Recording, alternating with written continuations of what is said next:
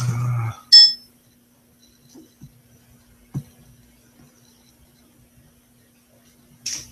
we should be live. Welcome everyone at home. We have an alternative camera today, so the sound is going to be a little bit different, but I remember the sound was pretty good last time we didn't have the main camera working, so welcome everyone here. Welcome those at home. Thank you for your wait.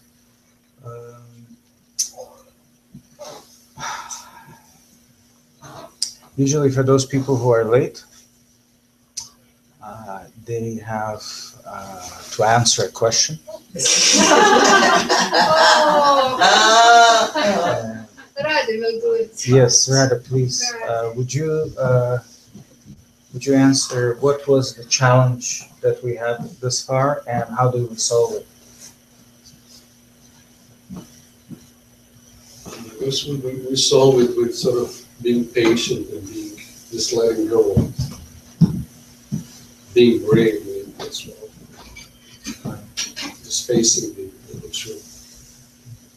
And what was the challenge that we were facing? Because the answer is pretty good. That started. Is it really harder? Is it really harder? Look around. Look around, not here, but look around. Here, well, here. Here? With open eyes. I am walking. What was it?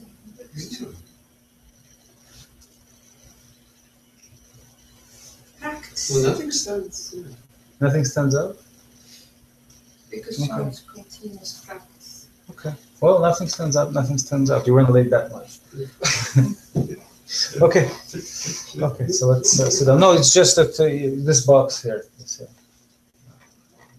We're streaming from another camera.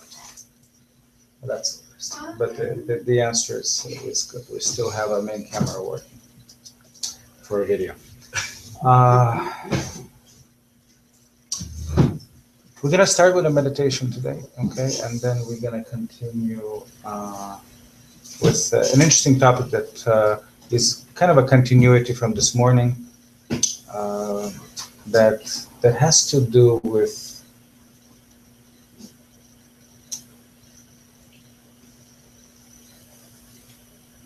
I'll talk about it. It has to do with finding our own truth, and very often we don't know that we live in our own truth. I'm going to expand that a little bit from what we've done this morning, and that would be quite an interesting topic, I think, for today. Okay. And of course, if you have any questions about the practice itself from home, you're welcome to share with us. We'll get the answers to all your questions. Okay. So if you would, Milo, please stand up. Right, ready. You get that. Milo, please take your shoes off so they'll be more comfortable. And we're going to start our meditation. We're going to start from a sitting posture. Usually we start from a sitting posture, of course, because it gives us the opportunity to relax our neck. And this is why when you do the sitting posture, please lean backwards, sit down deep into the chair. Make sure that there's no wall behind you. So you're a little bit away from the wall, and sit down deep into your chair. This will give you an opportunity to completely relax and really free your head and your neck. Because one of the issues that we have, one of the problems that we are resolving today as humanity and as individuals is to be accepted and to be loved and to be appreciated and heard. And all of those issues of feeling not adequately loved, not adequately accepted, not adequately heard, resides the issue, the challenge, and the solution both reside in the neck area and the shoulder area and the throat area. So when we are doing meditation standing up, it's very, very difficult for us to simply let go of that neck, because we have that almost we don't notice how we're holding it back. So when we're sitting down and relaxed, it gives me the opportunity to work with your energy, and it also gives you the opportunity to relax into it. Okay? So sit down deep into the chair. That's why we sit deep in the chair, so the spine is against the chair, and that allows the neck to be free, just in case. Now, when I say it's free, it could go or not go. It doesn't have to, but at least it has an opportunity to do so. Okay, so please close your eyes, completely relax. I'm starting to raise the energy right now, and simply let it guide you through.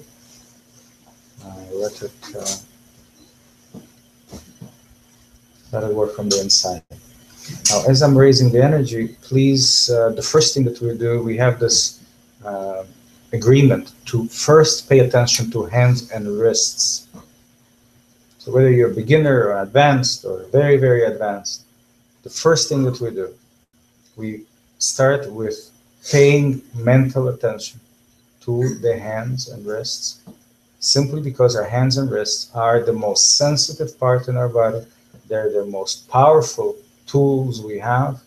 We build with them, we embrace with them, we communicate with them, we create with them. They're an extension of us on both physical and spiritual level.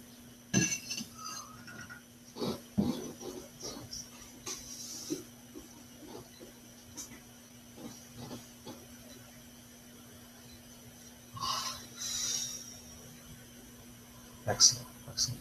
So you pay attention to your hands and wrists again. Whatever it is that you're feeling, and again, I'm going to say this for the advanced students as well. Sometimes we're so used to sensing in our hands that we stop paying attention. That's not good, because sensations never repeat themselves. Sensations always change. We need to observe the truth of this moment, not get used to the truth of moments ago and kind of take it for granted.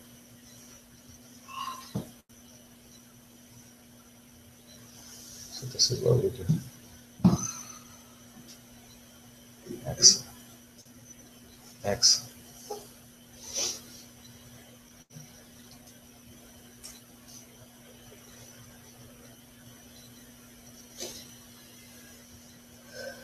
Very good. Very good. You pay attention to your hands and wrists and notice by freeing your shoulders and your head and your neck. Just notice your body and free your shoulders, your head, and your neck. Again, beginners, great. It's very powerful to be reminded of that. Advanced students, often we take it for granted. We forget to pay attention. We just free our body and it's going. But are we paying attention? Are we paying attention to the not so obvious signals? Not so obvious signals become the gateway to the next level. Not the obvious. The obvious are just there. To be able to take it to the next level, we have to pay attention to the not so obvious and let them show us the way.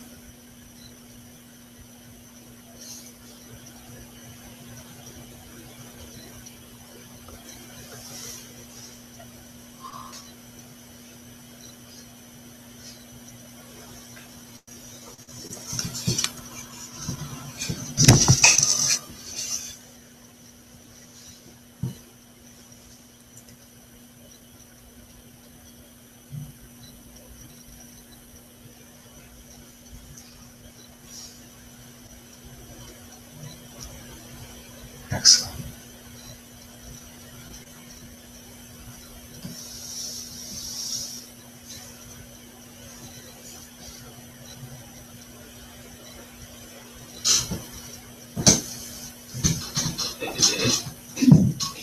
More freedom.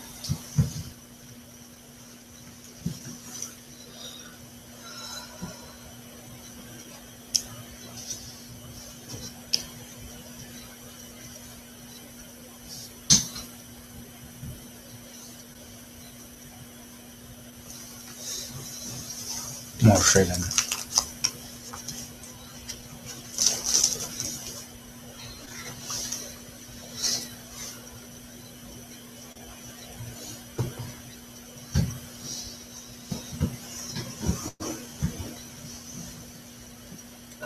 Again, attention to the head and the neck. Relax the head and the neck and let the shoulders continue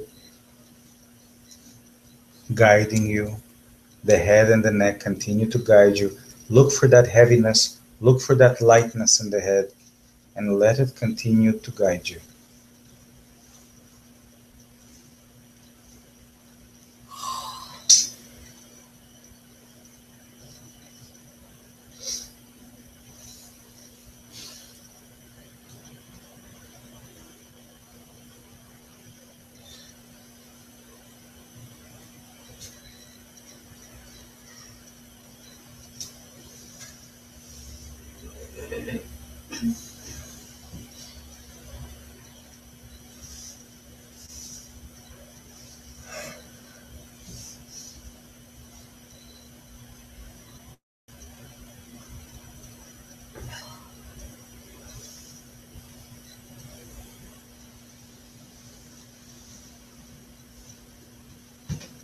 Very good.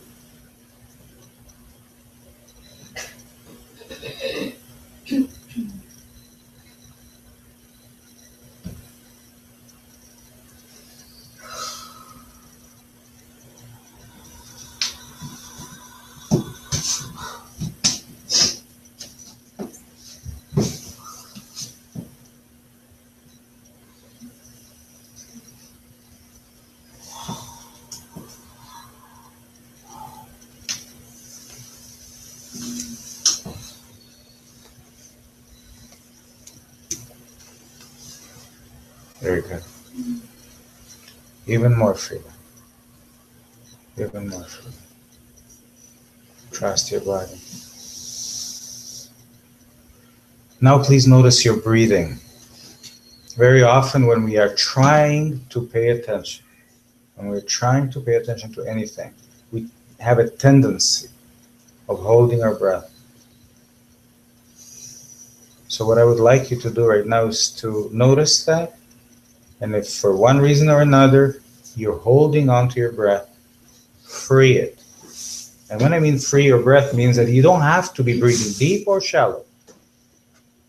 The breath could be held back if necessary, as long as it's free, as long as your breath is free.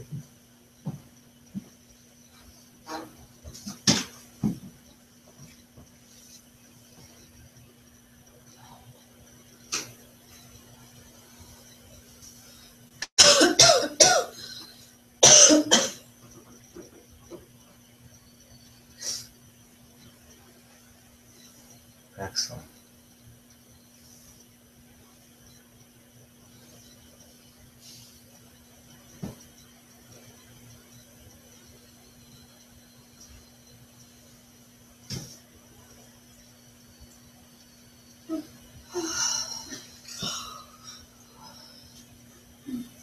That's it.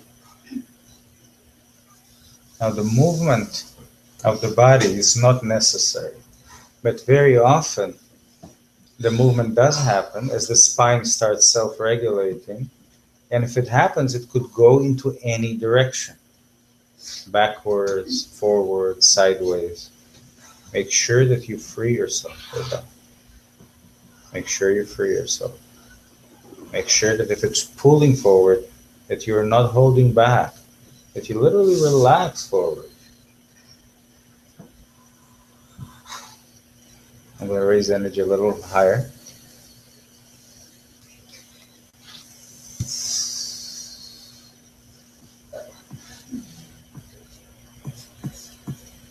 Excellent.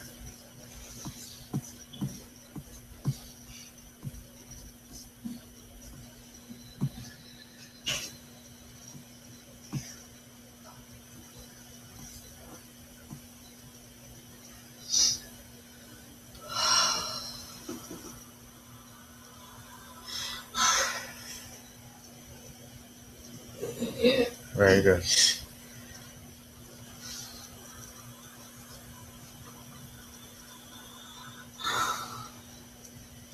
Very good.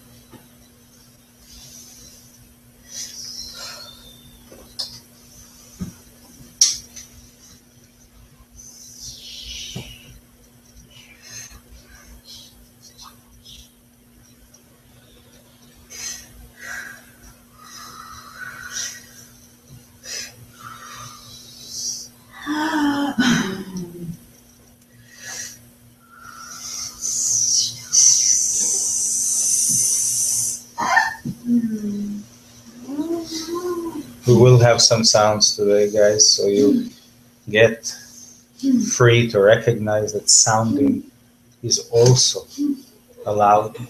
You will find that it happens spontaneously sometimes. And it's a good example of the freedom that we can give ourselves of all those things that we always thought we're not allowed to do, that it's not okay for us to do.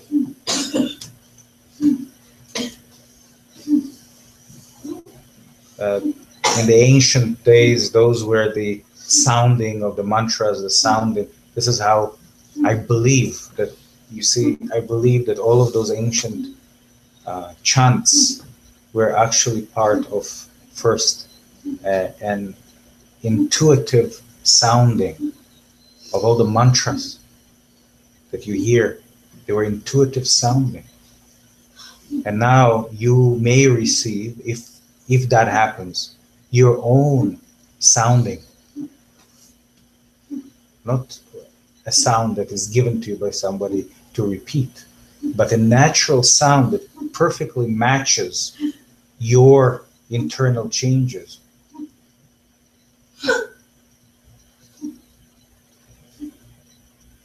Good. I'll just ask for those who do have the sound to kind of a little bit hold back, not to go full out, because it is, for some new students, it's a little bit challenging, but still, we understand that that's okay, that's allowed.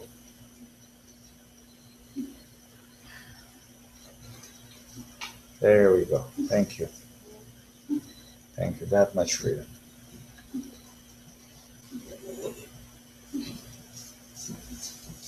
That much freedom.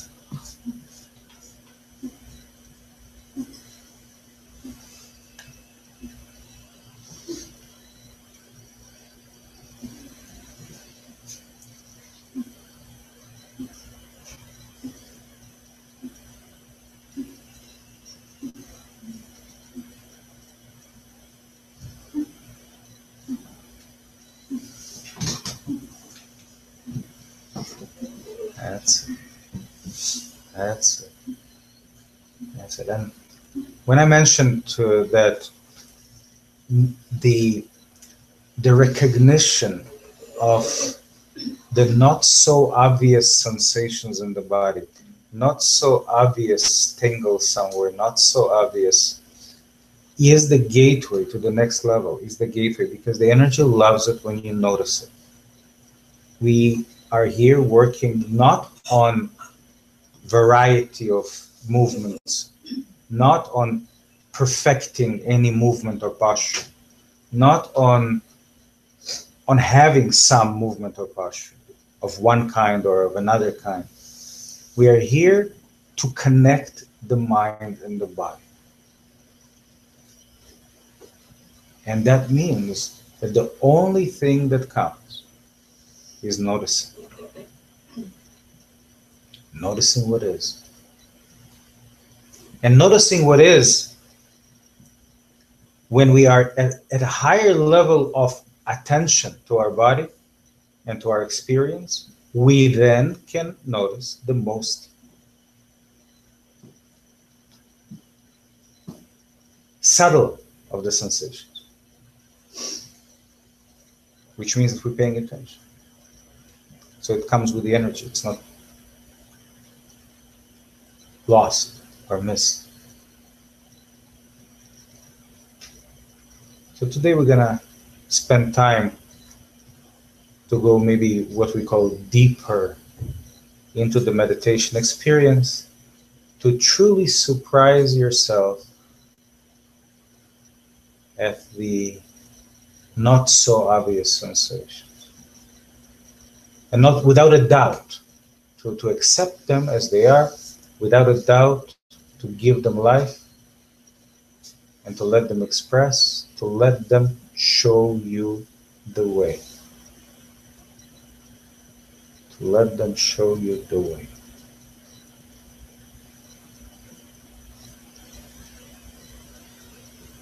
Excellent.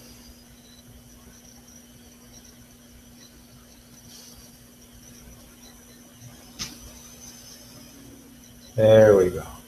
There we go. Now, two more things are important in our meditation. One is full freedom of the spine.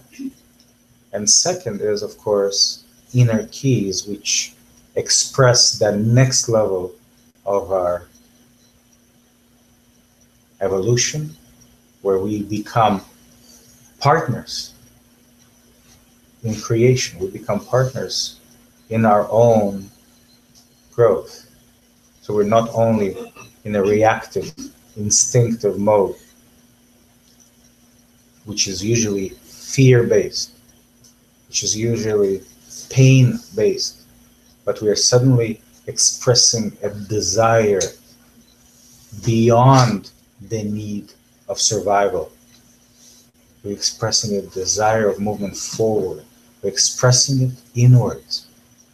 We're using our voice, our inner keys, to open doors to new experiences of self that we initiated, not forced into. That we literally initiated, not forced into. Step by step by step.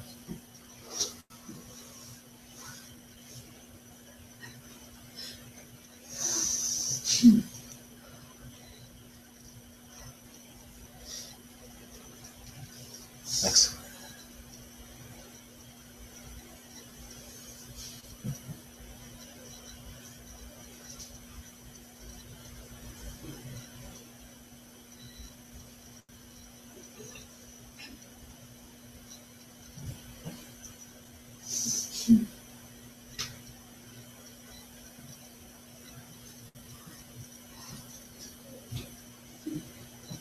Energy is rising right now. You're doing amazing.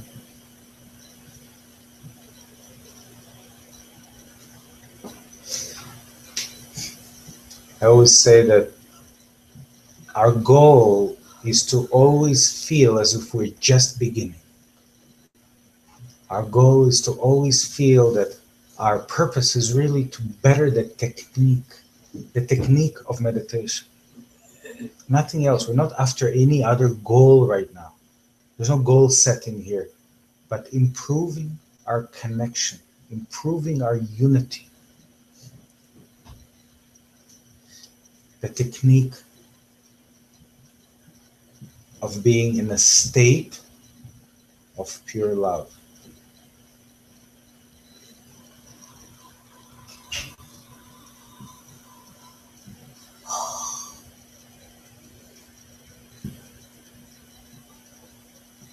Beautiful.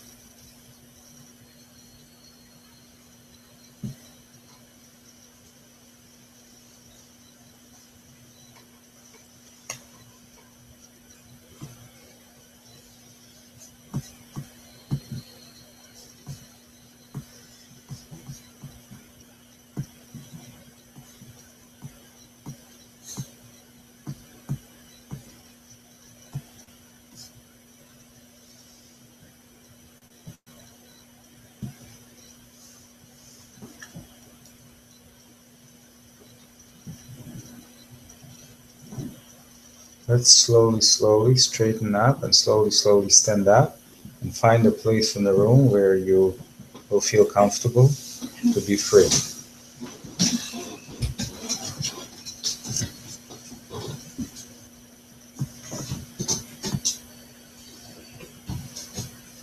Good. Good.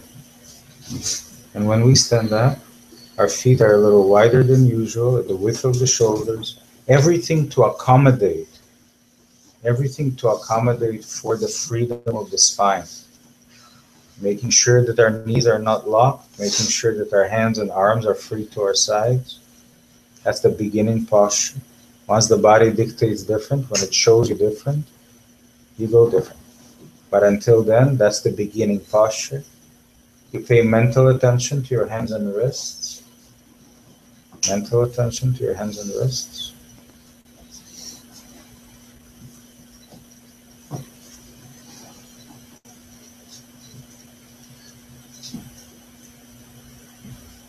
That's it.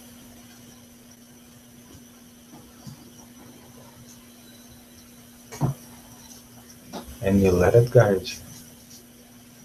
Relaxing your head and your neck just the same way as you did when you were sitting down.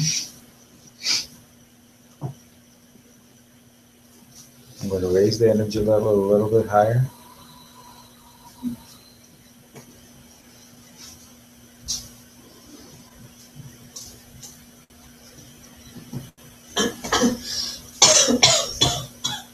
Excellent.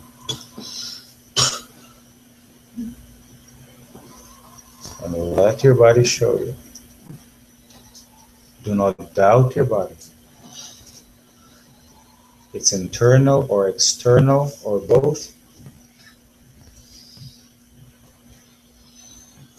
Relax into the posture. Relax into the direction it's taking you. Simply relax into that direction.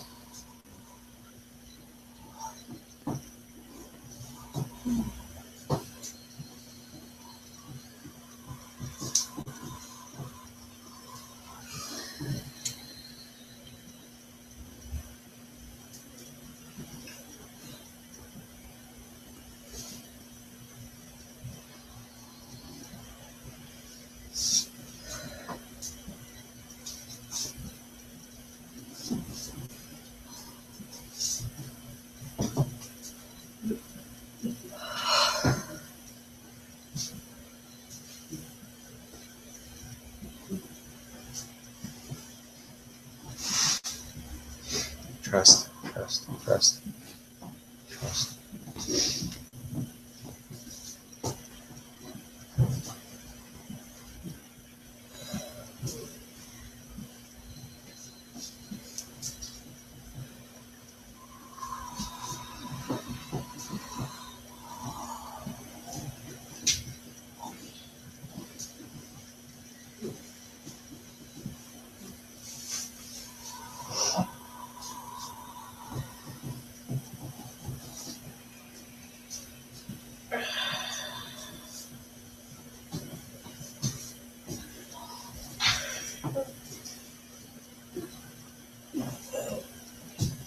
Very good. And now we're going to begin with inner keys, and I want you to notice the difference between simply self-regulation and when we start applying our inner keys. When we start applying our inner keys, something shifts, something changes. Please observe, witness, and I want you to witness not what happens, but the fact that it changes, the transition. It's another level of noticing, right? When we're no longer fixated or focused on the movements or posture sensations, but we become even in greater unity, where we can notice the transitions between keys, the transitions between the movements, the transitions in our experience as a whole.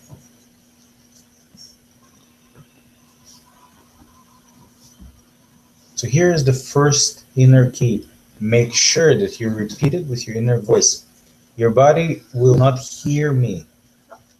It will hear only you and your intention Your true intention, your energy behind the words is what's going to activate this key. So here it is. The key is very simple, but it's very powerful. Here it is. Please repeat it with your inner voice. I want to receive a lot of energy, to experience the truth of this moment, to experience the truth of this moment, and fill my head and my neck.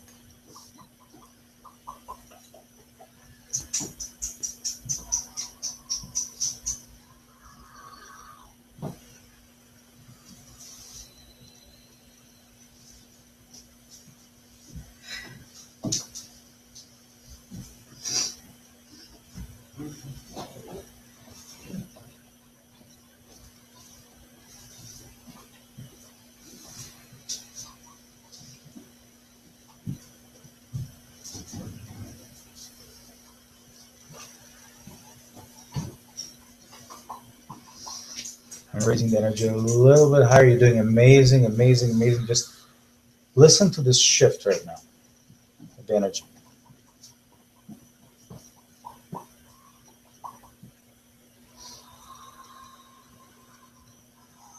The truth of this moment, that's the only thing that counts. We're kind of raising the volume on our acceptance.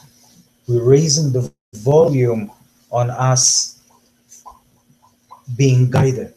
We're raising the volume on being free of judgment and attachment. We're raising the volume just with that key on not holding on to our past. We're raising the volume of not using some hypothetical, imaginary desires of the future to interfere with the truth of this moment. We're really raising the volume on all of those things with this simple key. And listen to the transition. Listen to your body.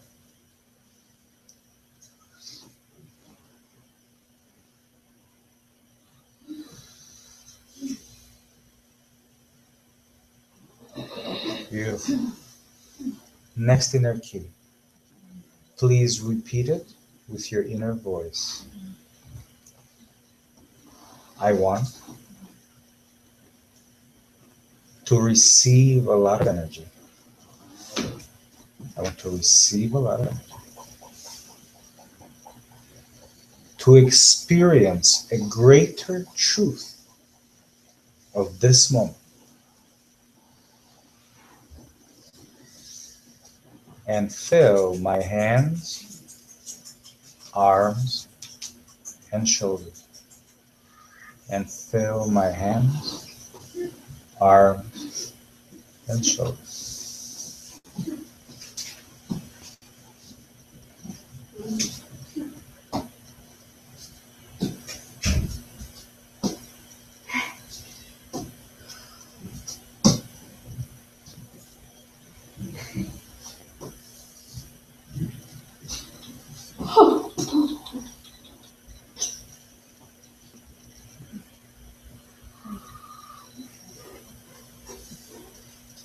Welcome the new. Let it surprise you. The beauty of everything we're saying right now is that we don't keep it at the understanding level. We are practicing. We are embodying.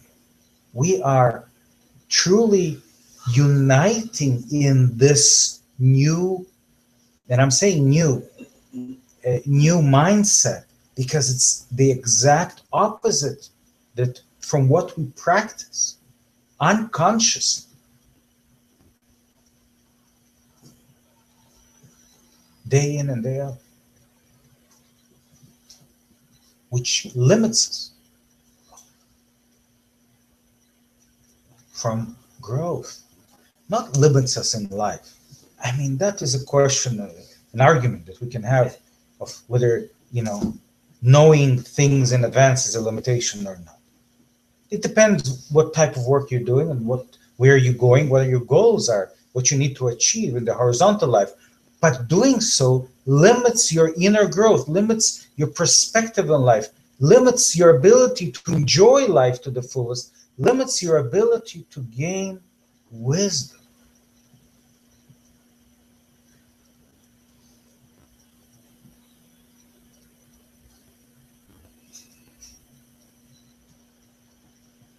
And now we have this perfect time, perfect place, perfect intention, perfect freedom, perfect energy, inspiration to expand what we could never expand. In practice, not in theory. In the actual experience of who we are, solidifying the new us through the senses of the body.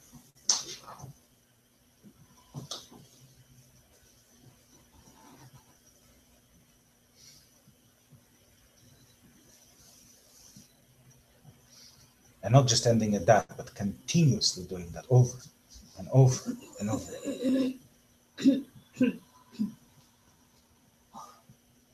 Beautiful, beautiful. Next inner key, please repeat it with your inner voice. I want to receive a lot of energy. I want to receive a lot of energy. To experience a greater truth of this moment. To experience a greater truth of this moment. And fill my chest cavity, my chest.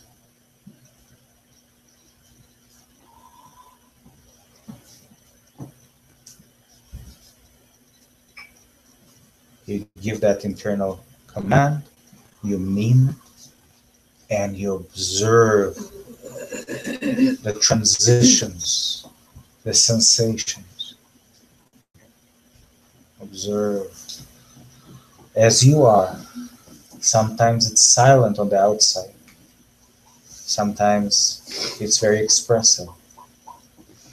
We must accept the truth, like we said, of this moment. Like we never do.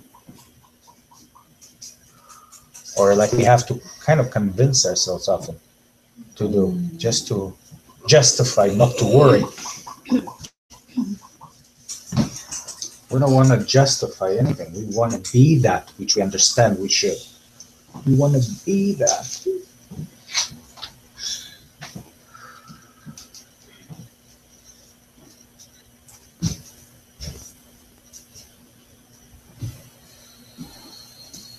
I'm going to raise the energy a little higher. Notice the change.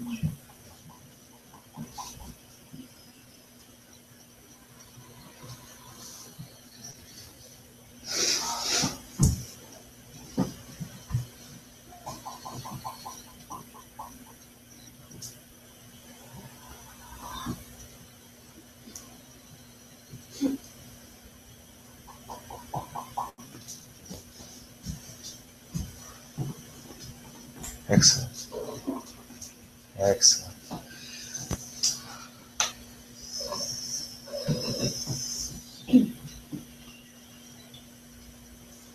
Next inner key. Please repeat it with your inner voice. I want to receive a lot of energy. I want to receive a lot of energy. To experience a greater truth of this moment.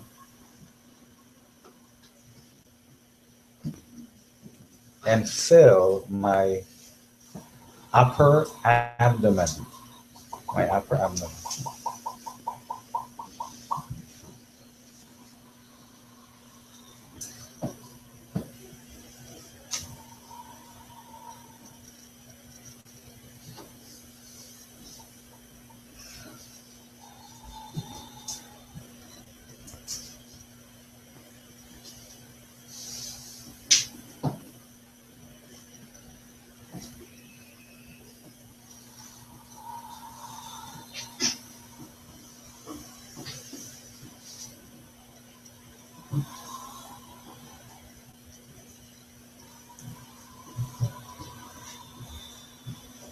Beautiful. Beautiful. Next inner key.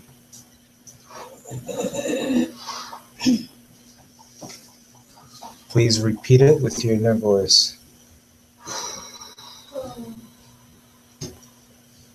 I want to receive a lot of energy, to experience a greater truth of this moment.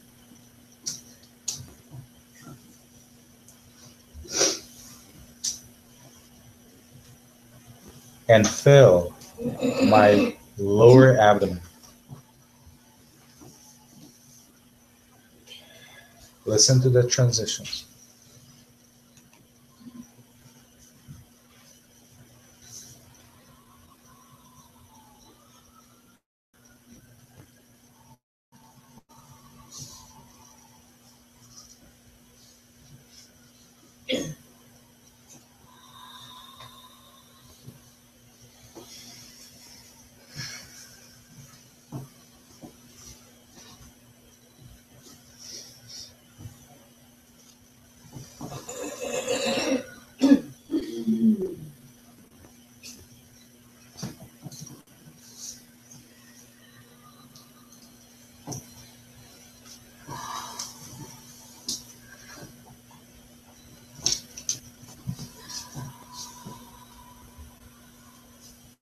Beautiful.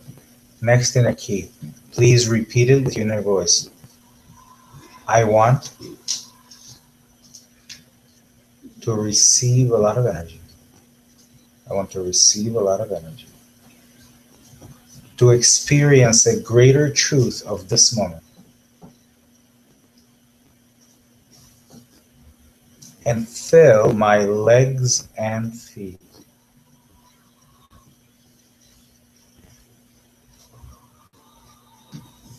And go deeper into the experience. Start noticing the little details, the little signals, the little tingle, the little guidance, and notice the transition. The transitions with each key, with each inner command.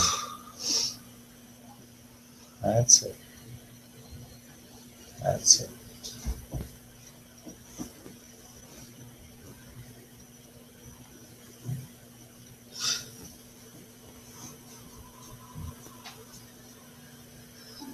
Trust it, trust it, trust it, trust it. It's doing the work inside. Balances are happening. Twisting, turning, pushing. Everything counts. Remember, your body knows what you know and more. It knows where the floor is. It knows your limbs. It knows everything and more. It's not a separated entity of you. Your internal system is not separated of you. It's just a lot of it hidden from you for on need to know basis. You don't want to be overwhelmed with anything. You want to be only shown when what's being shown can inspire and benefit.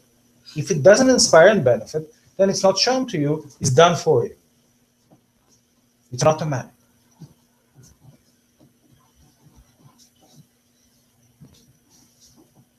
So even though we initiate our growth, we don't control our growth. Hear what I'm saying? Even though we initiate our growth, we don't control our growth. We accept the process, yet initiate. So we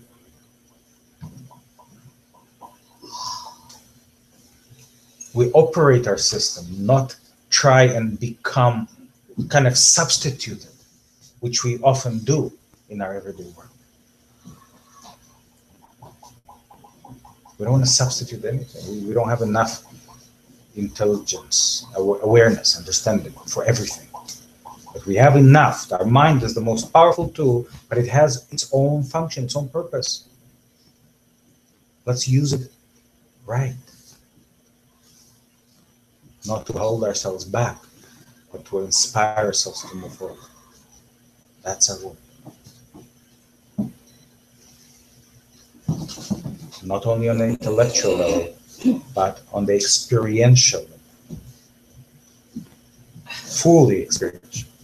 Fully experiential. Final key for this meditation, please put all the freedom you can gather into this moment. All the intention, all the desire into this moment. Here's the next key. Please repeat it with your inner voice. I want to receive a lot of energy. I want to receive a lot of energy. To inspire, to awaken a greater truth of this moment. And fill my entire body, head to toes, top to bottom of my spine. Head to toes, top to bottom of my spine.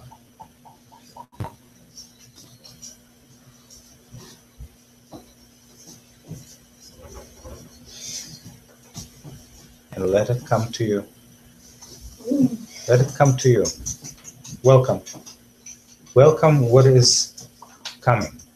Recognize that your own experience right now is not only your own experience. We are all here together in this experience. If we were not here together, we wouldn't be here. So the noises around, and at home as well, the same. It is part of the bigger experience.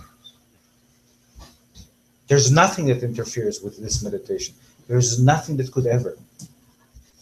Because we accept the external experience and the internal experience equally valuable to us.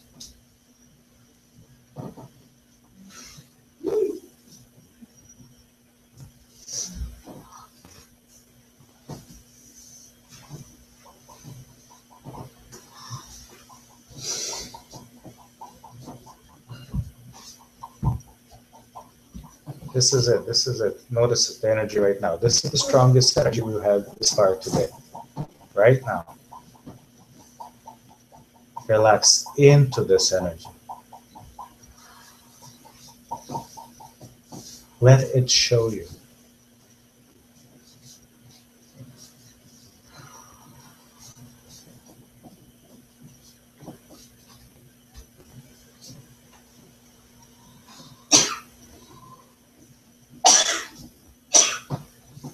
Good, good, good, good. Let it cough it out. Don't hold it back. Cough it out.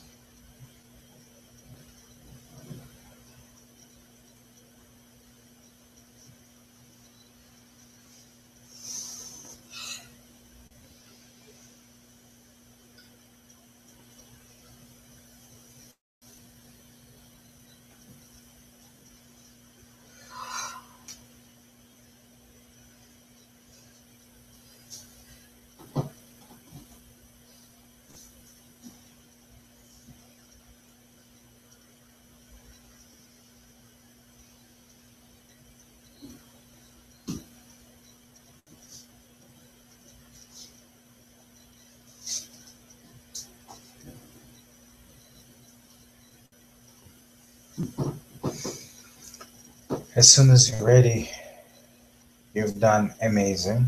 Amazing. As soon as you're ready, you can open your eyes. Take your time, no rush. Take your time. As you open your eyes, you can slowly take your seat.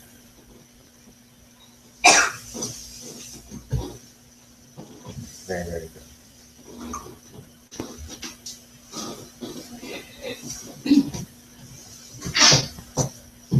And before you forget, pick up all your belongings from the carpet.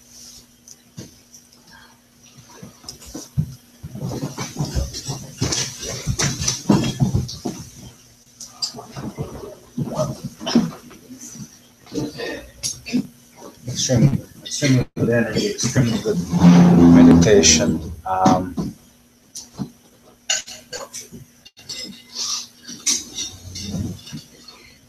Just wanted to let you know,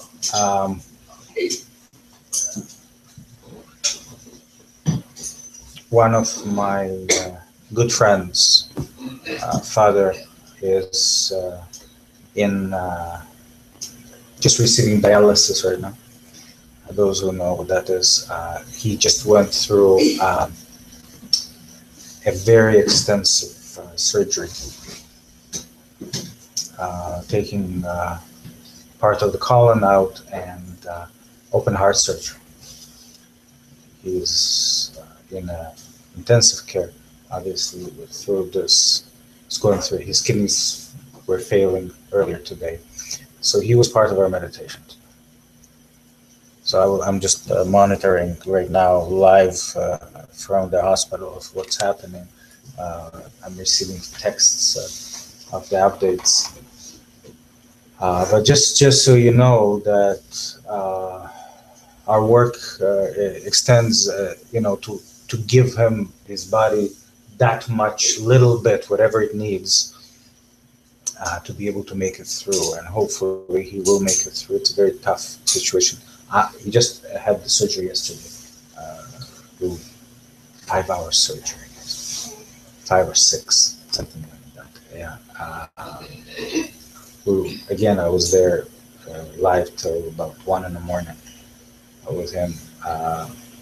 He's an extremely gentle, kind man who has been there. I don't want to reveal anything. He's well known.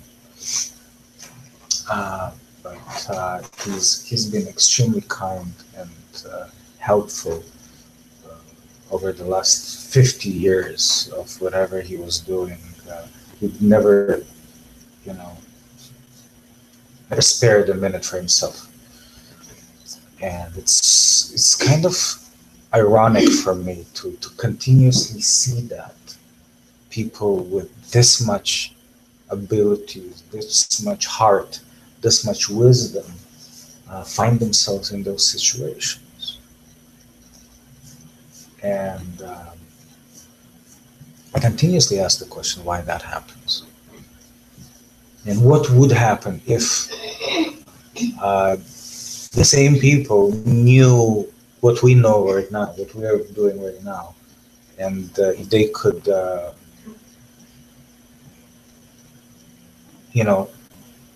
in parallel with their gifts, to also be able to enhance their inner unity. Because you find often that people who have so much talent, who have so much passion and help others, also have to supplement their state of mind with maybe drinking, maybe with some other things that, overworking, all kinds of addictions that are not so obvious sometimes. And other drugs and so forth. But the question is, what would happen if they had this tool to consistently grow their ability to understand themselves, to constantly grow their ability to not be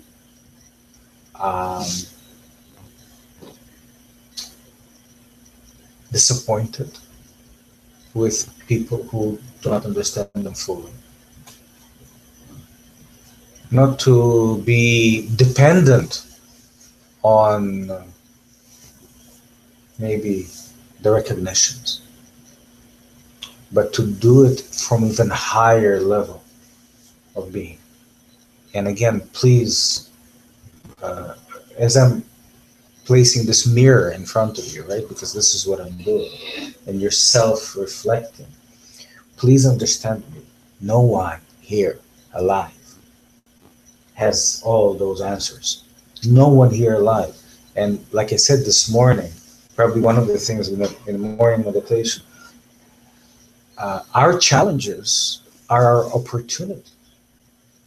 That which we are not perfect in is the source of our joy of the future. If and when used right. If and when approached right. If and when those are not what you have. What you have, you will never enjoy to the degree that you could enjoy and recognize and appreciate yourself in rising above your previous state. That's true joy. We're built internally to receive long-term, forever joy. If and when we're able to rise above our previous misunderstandings, above our previous judgments, above our previous. I'm not talking just as a learning process that we learn something and now we know it. That is a moment of happiness, and it's gone. But when it happens on a deeper level of consciousness, when you shift consciousness, that's a permanent joy that you will receive, that you can go back to over and over again and receive equally satisfaction, knowing that happened. It's not just learning and achieving, because very often learning and achieving is, I'll tell you in a second what that could be. It's good. I'm not saying it's not good. It's excellent. It's good. It's part of everyday life. I'm talking about, this class is not about learning and achieving. This learning and achieving is a byproduct. Right? To be able to learn and achieve without suffering. Somebody is likes. Sorry. It's okay. So he's part of the meditation, right? He loves it. He always comes in after. He loves the energy. Yeah. So we understand this, yes? So how did the meditation go? Before we get completely distracted by Milo. How did the meditation go today? How did it go? Where are you now? Where am I now? I don't know. That's a good place to be. Yeah, it's been an interesting experience for me. I came a little bit not myself. I also have a friend, so 2 days ago, at the age of 14, cancer. He was sick for like 8 years. They gave him 2 years, but he managed 8. So those 8 years were good, except the last 6 months, which were disturbing for everybody. So we expected it, but still very difficult. So I kind of came down. I feel different now, but I can't describe how different.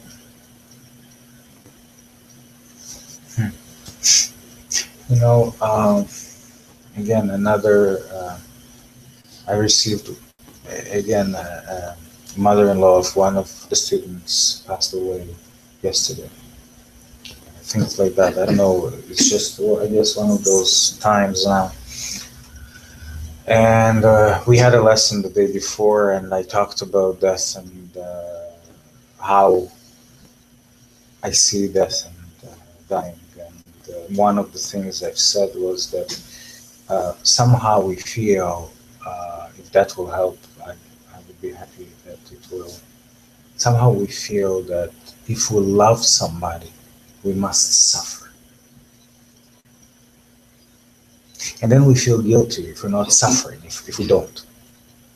And then not showing our pain, not showing our suffering to others. I don't believe that love and suffering are even close on the same vibration. I believe love and suffering are actually on the opposite vibration.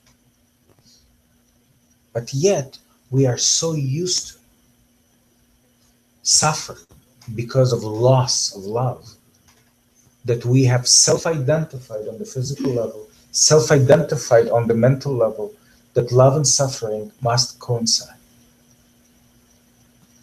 And then I said to my student, was it yesterday?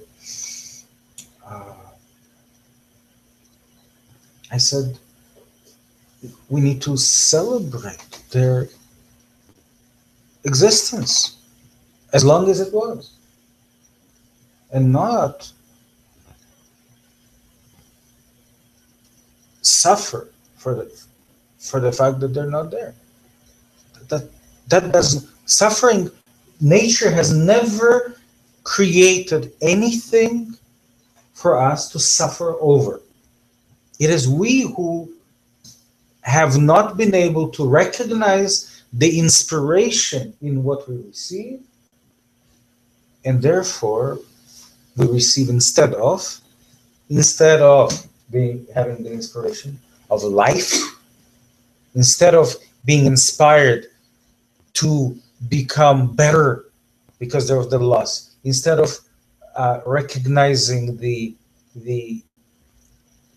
and reflecting on the life and the lessons learned, we somehow find a way to suffer, right? Because we don't get that. And it's almost that we feel, like I said, the worst is if we don't suffer, we feel even worse. Well, you're right there, because like I've been near him through his end of his life in the past few months. So last week I saw him every day, so I saw his pain. And when he went, I can't say I was happy, but I kind of felt, wow, that's good for him. And I immediately felt guilty about that. And I was telling my husband, I don't know if I should be happy for him or I should be sad because he's not here anymore. So I was completely confused, because the first thing that came to me was not sadness, was it's better now. But it confused me. And now I see everybody around me reacting differently, and I'm thinking, why am I not feeling this? So I'm puzzled. You understand? Yes. Look, I think one of the, and it kind of takes us away a little bit from the topic and from asking you how you did during the meditation, but I think it's important. No, don't be sorry. I think it's important for us to, since we have this at hand and we have, I'm receiving, I just received 30 different messages. Give me a second and I'll answer this question.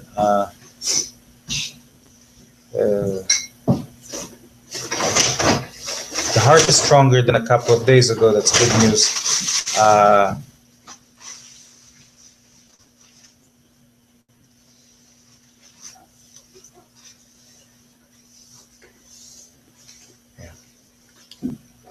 So now it's up to the body to recover. So look, I think one of the greatest challenges that we face in understanding both, and you mentioned the pain and the suffering of your friend from illness, and then us, pain and suffering, watching them suffer, and then us, pain and suffering, watching them pass, and for not being sure that we are loving enough to suffer. All about pain and suffering, right? All about somehow every single situation is, and I said that it's not natural for us to be in pain and suffering, and everything that we are doing here is to eliminate pain and suffering, because pain and suffering, we do it from hypothetical relationship to our past that gone, and hypothetical life situations of the future. We find a way to pain and suffer from all of that here and now. Always. And forever. And this is not a normal state. This is not okay. Right? So I think where does it come from?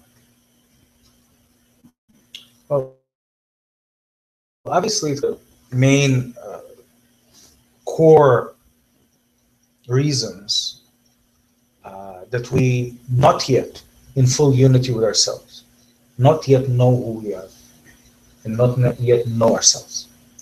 Because once we know ourselves a little bit better, we'll understand that our life is not only for ourselves.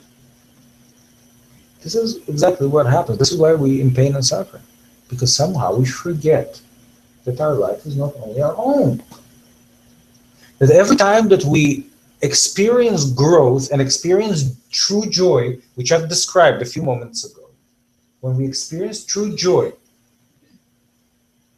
the reason why we're experiencing true joy is because at that moment, by overcoming our old self, by raising the level of consciousness, by raising the wisdom of our own selves, we have just shared that with humanity as a whole.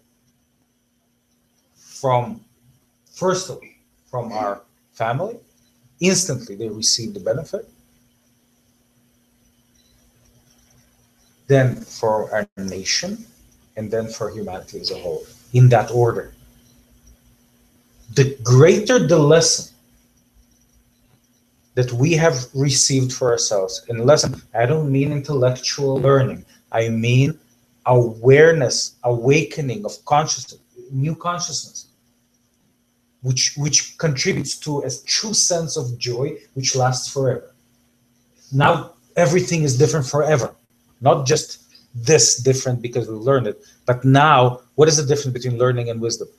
Learning is one specific thing or very close knowledge and information, which does not necessarily resonate internally with who we are, which means that when time comes, we may know how to do it and not do it, do the opposite, still be tempted to do the complete opposite from what we know, because that's only at the level of the mind, right? But what happens right now, the moment we have gained wisdom and changed level of consciousness, then that new perspective is like a new filter through which we see ourselves, through which we see others, from which we see our past, from which we see our future, and it's equal for everything that we do, know, and ever knew. More so, that is only the external recognition of that, because when we receive true joy and have raised that level of consciousness, it raised the quality of our internal experience as well, the quality of internal interaction of our organs, of our systems. And I'll raise it another level, and we talked about that at the end of last class, after class was over actually, that it actually changes the bonds, the connections between molecules. I'm talking specifically about water molecule. It literally changes the quality of love between what I call the H's and the O's. The love of H2O. The water molecule. I have a poem about that from years ago, where I talk about the love between the H's and the O's, and then I say, why can't we be so loving as the molecules? H2O is the formula for water. It is the basic elements, plus 1, minus 2. It's the most soluble. It's the most. If we're looking for life anywhere, we're looking for water first. Anything that we need for our body will have to be water. It's organic. It's a sign of our organism, our existence. So naturally, it changes its quality right away the moment we change. The moment the same water outside of our body is changing according to its environment, but the moment it enters our body, we drink a glass of water, it's no longer the same water inside of us as it was outside of us. It now resonates to our level of consciousness. When our level of consciousness changes, at that moment, we have added something to humanity as a whole, forever. This is our true purpose. Suffering doesn't add any. Suffering doesn't add, but takes away from our ability to add. Any moment of suffering takes, we pretty much, we shouldn't feel guilty because the truth is the truth. We had a meditation about the truth today. The truth is the truth. Who we are is who we are at this moment. How we are, I should say, not who we are. Who we are is deeper. How we are is the state of moment over moment. But when we suffer, we literally not fulfilling our true purpose here. But should you feel guilty if it's a person? Now, is guilty suffering? Yes. Then why would you do that again? You can't, if you have a feeling that you miss someone, Right. that's, you're saying, just you can't, I don't know if you can change it. Right. Liz, you're absolutely right. And remember that this is a Understand, I'm saying I don't want to feel guilty about feeling. yeah, this is a, remember, always come back to the fact that this is a meditation class, right? And in a meditation class, we are not, this is not a philosophy class, and this is not a morals class necessarily, where it could kind of come through to it. I'm saying that the truth, when we gain a greater inner unity, when through the process of meditation, the way I know it, I can't tell you what I don't know. I can only tell you what I know, experienced, and seen others achieve.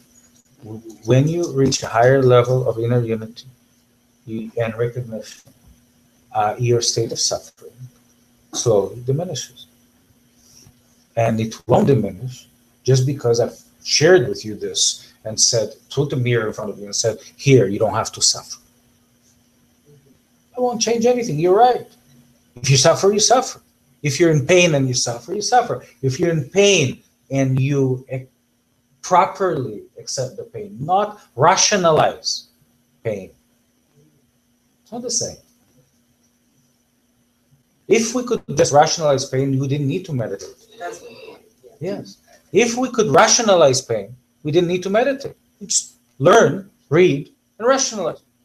Because I'm talking practically, not philosophically at all. It's the Right. opposite of what I'm saying. So I explained that this, everything that I say here is leading to the internal experience during meditation, which in turn will give you that freedom of greater sensitivity to yourself and to your environment. You had this much senses, and now you have this much senses to apply onto your reality. You had this much light, now you have this much light to see your life experience. Yes?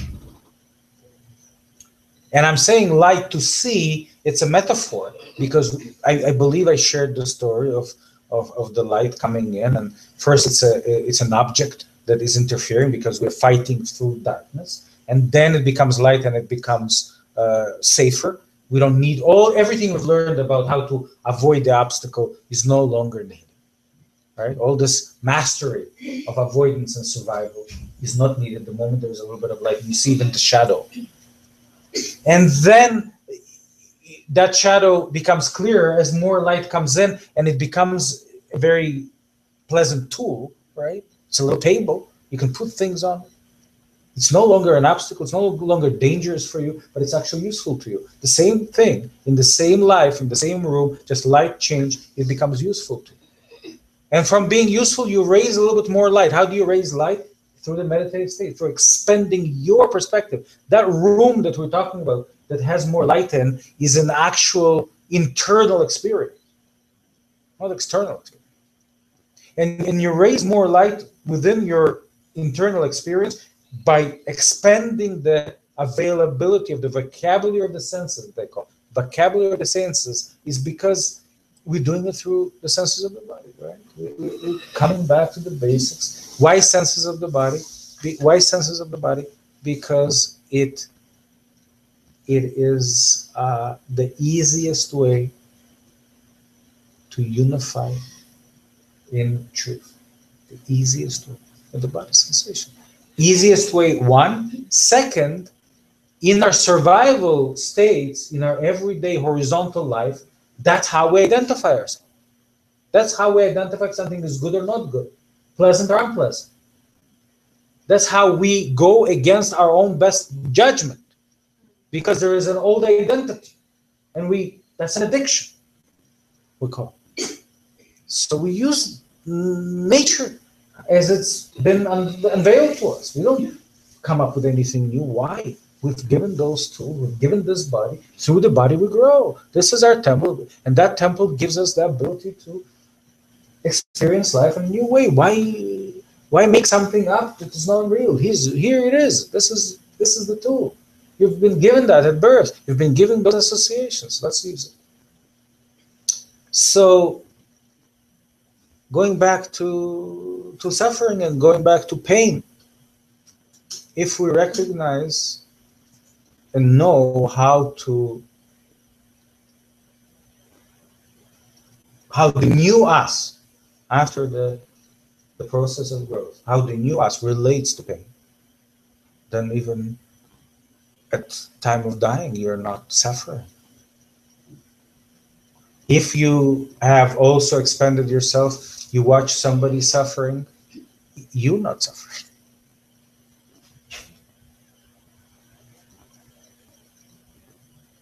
Suffering doesn't help anybody, I'm sorry. And suffering is the opposite from love. Suffering has it's dependent love, not unconditional. It's conditional love. That's why we suffer. It's conditional love. But love is unconditional. The higher love. Again, nice to talk about it. This is why we're here, to do the work. This is why I'm so happy that we're talking after we did work, after we expanded ourselves, so we're able to see deeper into what is said,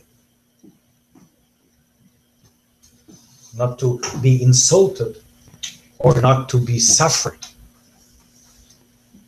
from our own incompleteness, but to celebrate our incompleteness as a sense of great opportunity to achieve future joy. Still hypothetical, but soon and closer every day to becoming reality.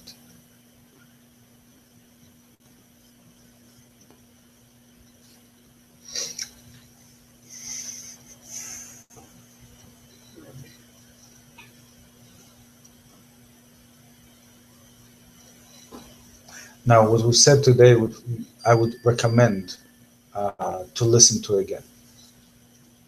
Okay, because not everything would stay. So what I will do is I will send you the audio of today. You don't need video necessarily. It's much easier with the audio for some of you, and you'll be able to listen to it again. Okay, so everything that's said, including the meditation, there's some things that were said during the meditation that may have been missed. I want you to listen to it. Okay. So please do.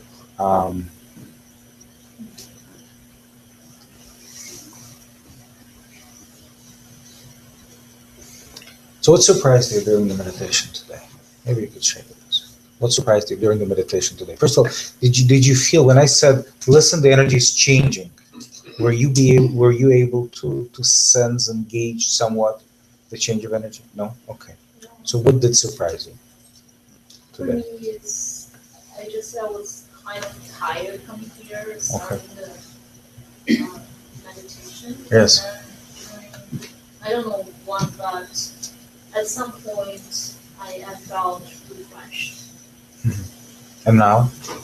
Yeah, no, Oh, from some point. yeah, Not at some point, but from some. from some point. Right. Perfect. Yeah, I felt. And you feel light right now? Yeah. Very light. And you were happy when you came? Not very light, but lighter. Yeah, okay. The legs are still heavy, but the body is light, yeah? Yeah.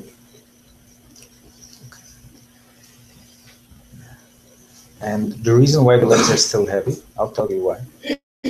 For those of you who are curious, is because you didn't finish the work. Your legs needed bending and twisting and pulling, all those things that you did. And towards the end, they didn't complete. So if you were, let's say, at home and you were not restricted by the time, you would complete this, because always after meditation, I say, if you have more time, please stay with this energy a little longer. So you would have stayed with the energy a little bit longer. You would have completed it. Your feet still need pulling, and it once you feel it still wants to work. And once you complete it, you would feel light everywhere. The same thing in the body. Sometimes we feel heavy in the body. It's because somehow we haven't allowed it to drop, to go. We forgot that gravity is our friend. Okay, thank you. Any question, by the way, about anything that we've done in a meditation? No? Okay. I added some things. I highlight the simplicity, right? And please pay attention to how I highlight the simplicity. Because we tend to think, oh, this is simple. It is not so simple. And there is a purpose and reason. I say, pay attention to hands and wrists. There is a purpose. Free your head and your neck. There is a purpose, and there's a purpose also to why I say it in this order. Yeah, does that make sense? There's an order to those things. Right? So there's a lot of work and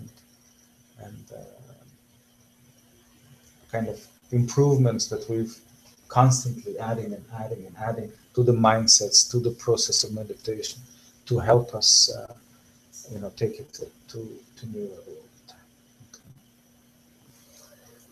Okay. Anything that surprised you? The same is supposed to, and I know I relax my hands and my arms. Yes. But during meditation, I still feel like this. Okay, so while you're relaxing, it felt as if there was a tension moving. Okay.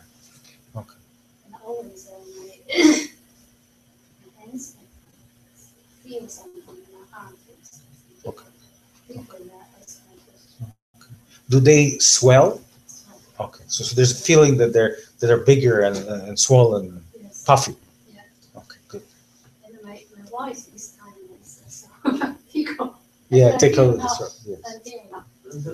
Good. Still tickle. But my boss, I some hour, and even stopped my teaching for the last year, and this year still my teach. Once problem. Well, hopefully, not too long from now, the process will work. Just remember that, okay, so here's two things that I wanted to mention, and you reminded me of them. So first of all, it is very, very important for us during the meditation not to try and focus on any of our discomforts and ailments. Because if we focus on them, the problem is not there. So we focus on the problem, where the challenge is. We focus there, but that's a symptom of the problem. The problem is an internal system problem, energetic problem, deeper. And here we are using the most powerful time we have, the most incredible time we have to raise our inner self, to expand. We're using it to try and fix things that are not even a problem, but a symptom. And we could do that for years. In the name of energy, in the name of healing, in the name of God, in the name of universe, in any name you choose. Don't limit the power of energy to try and mask for instant gratification.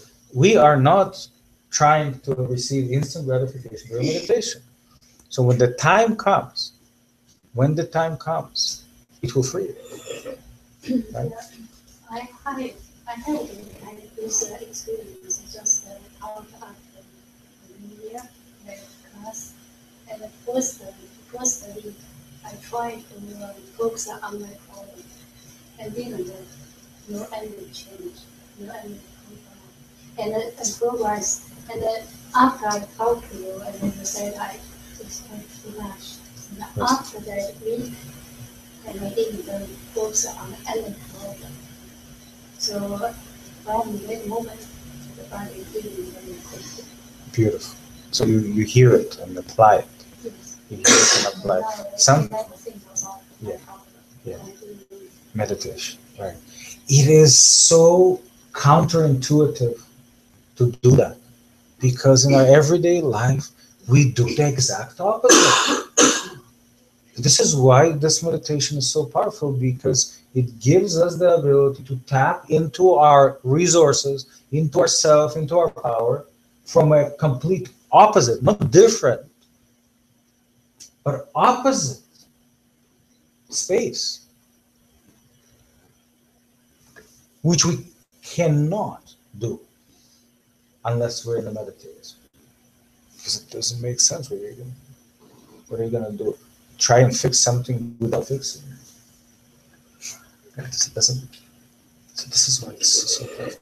That's the one thing, and beautiful. Thank you for expanding it, and it's very important. So when we are doing the meditation, we are literally looking at our body, at different floors of the body: head and neck, hands, arms, and shoulders, chest, upper abdomen, lower abdomen, legs and feet, and the entire body. The important thing is we're doing that because we want to show equal relationship. We relate equal to every floor of the body. So make sure that when you say, I want to receive a lot of energy, and we apply certain dynamics, additional dynamics with every key, make sure that if you know that there is an area that is ill, right? Let's say the chest is ill or the abdomen is ill, make sure that you do not enhance your intention when it's an abdomen, and then relax your intention when it's legs and feet. Make sure that your intention is at the highest level equally for all floors of the body. Very, very important. That's one. Second, at home, when you're doing your meditation, and you, for one reason, and I think I never mentioned this, if for one reason you got interrupted, you have to stop. And something happened. You have to open your eyes and answer the phone, which I recommend not to do during the meditation, or somebody walked in the door and you had to open your eyes and stop. Please make sure that you come back to that meditation and finish from where you start. Okay, So- as soon as you can. You mean restart from the beginning? No, you don't need to restart from the beginning, but you need to Finish. complete it. So there, because remember, our system is so delicate, so delicate, that if we don't complete, we may receive the wrong association that some parts are more important than others. It's almost when you have children, and if you only have 3 candies and you have 4 children or 5 children, you don't just give it to 3 and say, sorry, there's no more for the other 2. They will definitely misunderstand it. Even though you didn't mean to, not give it to them? You didn't mean to offend them at all? You just happened to have only 3? No. So what you do is you cut them into the right number of pieces and you give everybody equal. The same thing with our parents. There's no excuse that, oh, sorry, I got interrupted. No. No. They won't understand it because it's about associations in the body. And don't favor. I hope that example is good to so we learned all those things. Don't focus on the areas. Don't favor, and complete.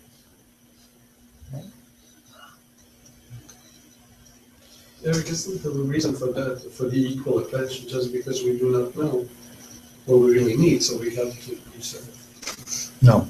completing everything. No. Because you say the body knows more than we are. Right. No. Absolutely not. Not because we don't know, because we know.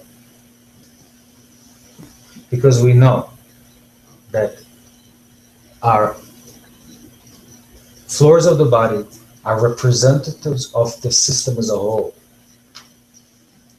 And we know that no matter where the illness may be, it requires the whole to change. The entire system to change. The reason why we go through different floors of the body is because they so happen to have different function.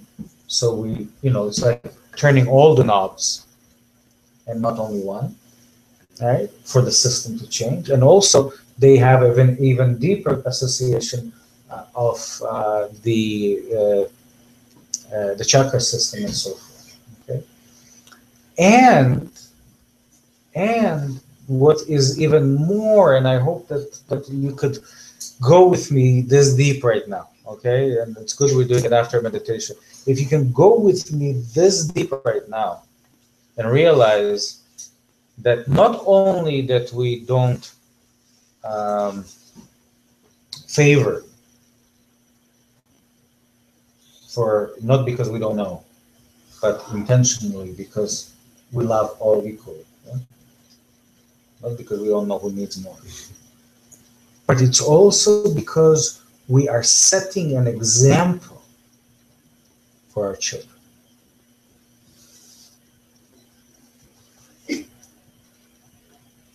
Of how to be unconditional, loving unconditional.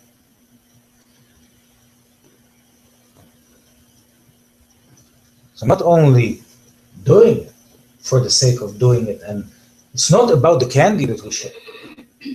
It's about the essence of being that we practice and inspire them to behave in a similar manner towards us and towards themselves and towards others. So we develop the technology of unconditional love at the level of sensations of the body, which is even higher value than sharing the candy. Can you go this deep with me? Yes? Yeah, makes sense? Yeah, he's smiling. He's happy now, right? Are you happy now?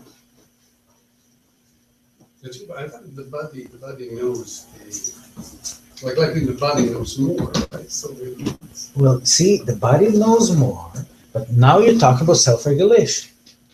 Now, if the body knew more and self-regulation was enough, we wouldn't need our mind. Our mind wouldn't be this powerful to destroy us. And our mind wouldn't be so powerful to save us. Same mind. Does that make sense? Huh? Keep going. Keep going if there's still a question, because it's you're going deep and. I feel okay. You just start to express it, the levels of, I guess, the freedom that we need to give to the body, and then sort of perfect it with the mind. We have to recognize that there's two stages of development. One is survival level, one beyond survival level. At the survival level, you're absolutely right. At the survival level, we rely on the body. We try and destroy it as much as we can through our misunderstandings and through our judgments and through our focusing and so forth. And the body will still give us life as long as it can. All right? Slowly, of course, we diminish, and that's what's called aging and so forth. It has nothing to do with years on this planet. And why some people, even though they understand and do everything right, still age is because we're not here alone, because we have families and we have a nation, we have humanity, which we are part of. So until everyone, to the last person, doesn't get it, we will still grow old. Does that make sense? And then there is... I know, to be dependent. And this is why we completely do, we continue developing until we are able to become an inspiration for a stranger, right? Because they are holding, not we holding ourselves back, but our relation to a stranger holds us back. Not to ourselves. To ourselves is the initial circle. That's not what's holding us back. Not to the family. We're okay. We'll figure it out. Not to the nation, but to the stranger. And when I say stranger, I already explained, not necessarily a person who's far away, not necessarily a person you don't know, but a person who you are energetically the furthest away from. Anyways. So, rather, our mind is given to us for a reason. To develop that mind, right, is a constant. Sixth chakra does not have, remember, rather, sixth chakra does not have a pair. And we'll talk about this another time, for those of you who don't know what it is. Sixth chakra does not have a pair, which means it's constantly connecting. And through the sixth chakra, we have the ability to both destroy ourselves through the misunderstandings, through the limitations, through the darkness, right? To staying at a survival mode and fighting and finding ways, exerting ourselves and getting ill by trying to find ways to protect ourselves in the dark from things that we can receive tremendous benefit when we are in the light, from accessing. So that the power of the mind to activate in a new way, because the mind is always functioning. Listen to this. The mind is always functioning. So it's either diminishing or enhancing. So it's never standstill. We're either growing or dying. That's probably the final answer, yes? Just one second. Do we connect it to the mind? Not right now. We don't? Not in this class. Okay. The next class. In this class. In this class.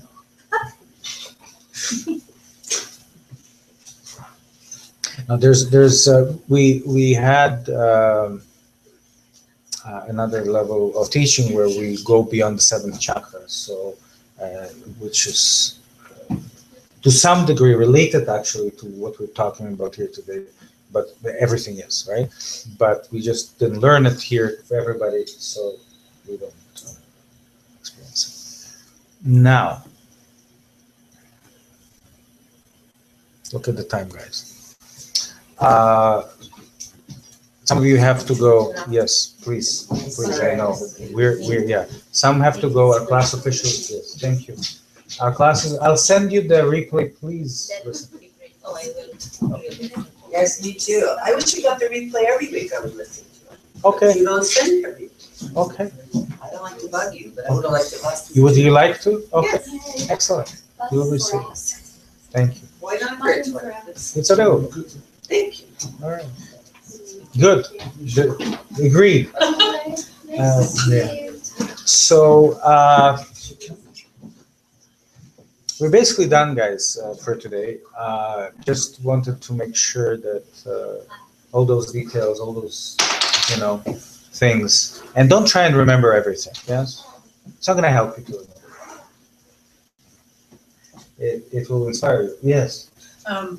When I do the meditation, Yes. I have a relief that I don't have to, tell my body to do this and this. I just let it be, and to let the body find the truth. Absolutely. Whatever that truth might be at that moment. Yeah. And it's a great relief that I don't have to, give me more energy in this one and that one. And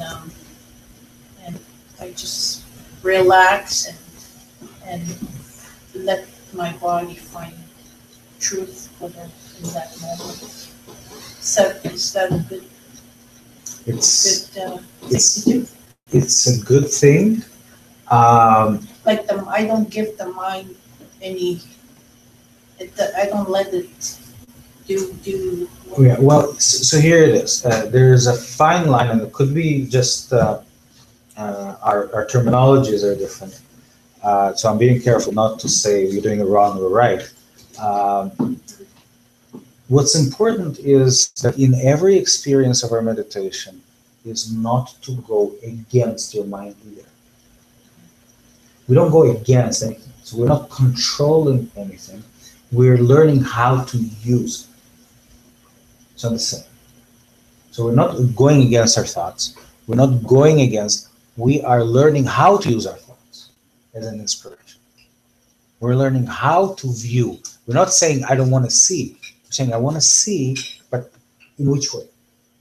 And there's a fine line there between controlling the mind and between using it in a new way. And that fine line is resolved through the change of energy, where it becomes more natural, not to be judgmental, not only catching yourself doing it, but eventually it becomes the new you, accepting the discomfort, accepting yourself as you are, accepting those moments. In the beginning, it still is somehow we tweak our perspective, we tweak our what I call mindsets, and eventually those become embodied and become actually so natural that we cannot do the other way. It will be unnatural to judge. It will be unnatural to focus and eliminate, right? So be patient, do the tweaks, the mindsets that I recommend, but at the same time, be patient with yourself that the time, sooner than later, the time will come and you will feel that that is a natural process, that it is not a something that you have to constantly remind yourself. Other things you have to remind. We continue improving our mindsets. Many things, but not all at once. There's no rush. Because you know why there's no rush? There's no hurry. Because the only thing that matters is unity. So you can receive unity in the basics. Once you receive unity, your energy is coming. You've fulfilled your purpose today. That's it. Because nature of things is to achieve big, powerful changes through small drops. That's the nature of things. You can't hurry it. Even if you try. Okay? So I often hear the word like breakthrough. Is that a word kind of feel, I don't know why you say that. Is that a word kind of feel judging or like paying too much effort? Could you repeat it? I'm not sure I understood it. Breakthrough. Two? It's that word. Which word? Breakthrough. Breakthrough? Yeah. When did I say breakthrough? No, you didn't say. It's just that I heard that a lot, and I'm I've never said that word. I don't break anything. Yeah, so I'm feeling when you say that, I feel that's not a really word there's too much energy about like Well, fighting against. breakthrough comes from an assumption that there was something wrong and now it's right. That was interfering. It's, you know, I like to think of our process more as adding light instead of breakthrough. It's a breakthrough experience to move from darkness into the light and not have to fight things in the room and be careful not to hurt yourself.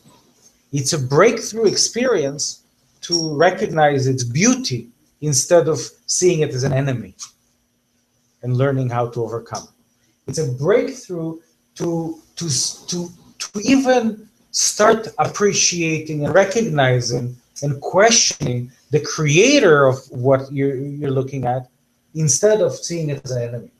It's a breakthrough, but it's not breakthrough anything else. It's a shift of consciousness.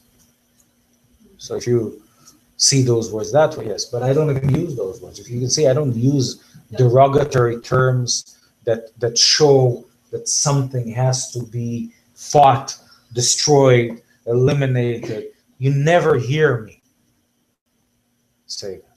And even when we let go of the old that was holding us back, I don't know if you heard that in one of the meditations that we've done at home, I say that the beauty of that is that it's old for you, but it's new for others. So it's not, it's just used up by you. That's why it needs to go, because it was stagnated. And you needed to continue, grow, it's like air. We take air in, right? And you breathe out. You don't breathe out, you don't harm others because you're breathing out. I hope not, yes? You're not harming anyone because suddenly you're breathing out. Just breathing in, we understand it's good, but breathing out of what you don't need anymore, you're not harming anybody by breathing out. Unless you are around the smokers. Then what you're breathing in is not good either, right? But the thing is that when you are a non-smoker and you are with the smokers, you can feel the difference. You know, I mean, this is kind of being a non-smoker. I experienced, for example, just to show you, I live in a singer's apartment building, and when you enter, there's a sign, there's no smoking, because there was such a cold night. When I woke up on Saturday morning, I was really literally, like, the smoke was around me. I had to open the windows just to get there. And when I came out of my apartment, every single door when I was passing, it was just full of smoke. Yeah. But for the smokers, they don't realize. They don't smell. You can smell their hair, you can smell the breath, you can, even when they smoke and come to the elevator, I could still smell smoke. Just between me and you, don't tell anybody about smoking. Don't tell anybody because they may use it as an excuse to continue smoking. But in the old days, smoking began as a ritual for meditative purpose. All right, that's how it began.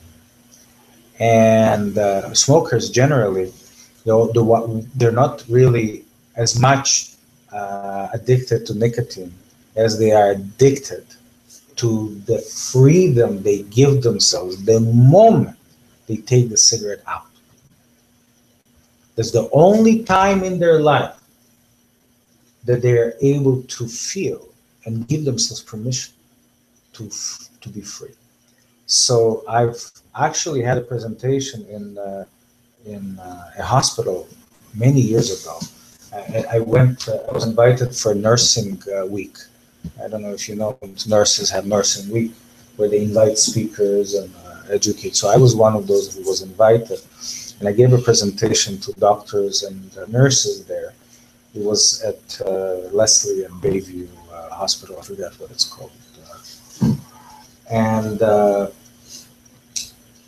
I literally, that was at the time. You could know what year it was. It was at the time where Toronto was outlawing smoking in the offices and in the bars and so forth. And I said that there's a good chance where in the beginning, by not allowing people to smoke, there is going to be a negative effect on health, on workforce, on productivity, on creativity, on everything, because they will have to find a way to replace the smoking with something else that will give them again permission to free themselves, at least for a moment, because of that constant stress, right? So it may not be such a great idea in a sense. But of course, I'm not here to promote smoking at all. I'm here to say that if you have meditation the way we're doing it, you don't need smoking, and you can quit at any time you want to and never have to do it again, because you won't have the need to feel free. You will be free, so you won't need the smoking or the self-identity on the level of the physical body of self-identity of being free was attached to the cigarette, not the nicotine per se, to the cigarette. So, yes. But I like to add to this Mhm. two examples. When I was introduced to Pawa, which is the native Indian celebration, Yeah. there was in the morning they have the tobacco Mhm. and they were the pipe and blessing. For the first time, I could not believe how beautiful the true tobacco smelled. Right. It was like heaven. I had one of my clients in 1991. Yes. He was from Poland, chemist. Yes. He was smoking like non-stop. Yes. He was watching in Washington at that time, either 95 or 94, 96. I don't remember the exact. There was a big panel of specialists and the CEOs of the companies, Rothman and others.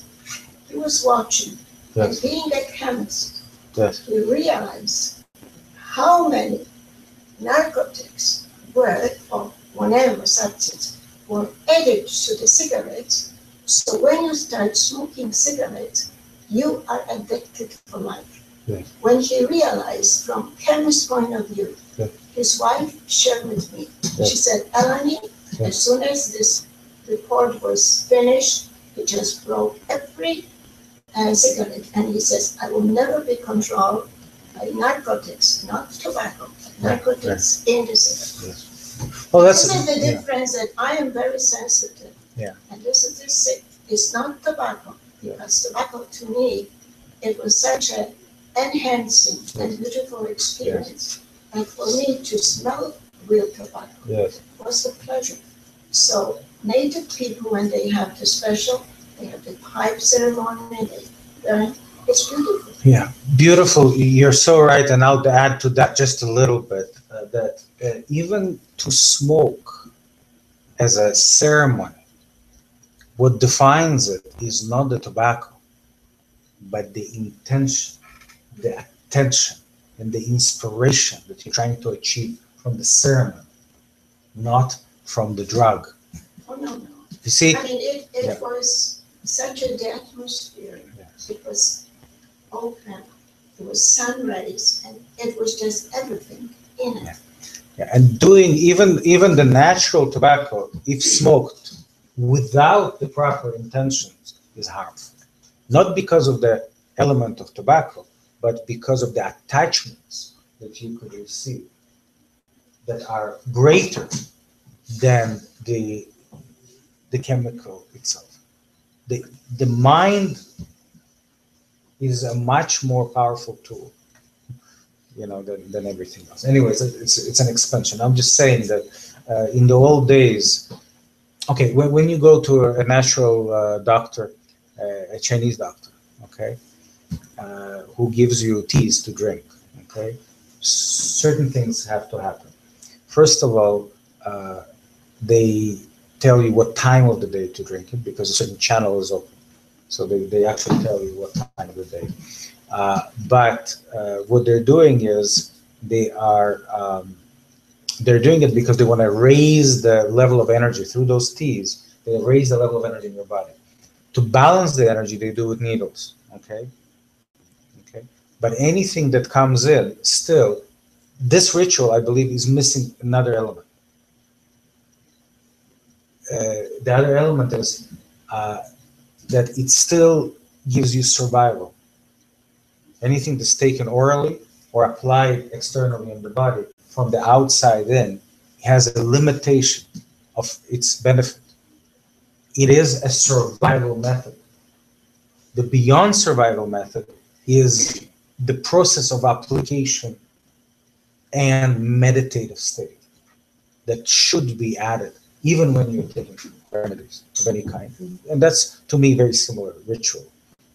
I don't believe that any of our medications were ever simply applications to the body, but it had to always come with a certain ritual. Ritual means that there was a certain mindset that both the observers and the appliers and those who are applied to had to unify in. Okay, so it's not.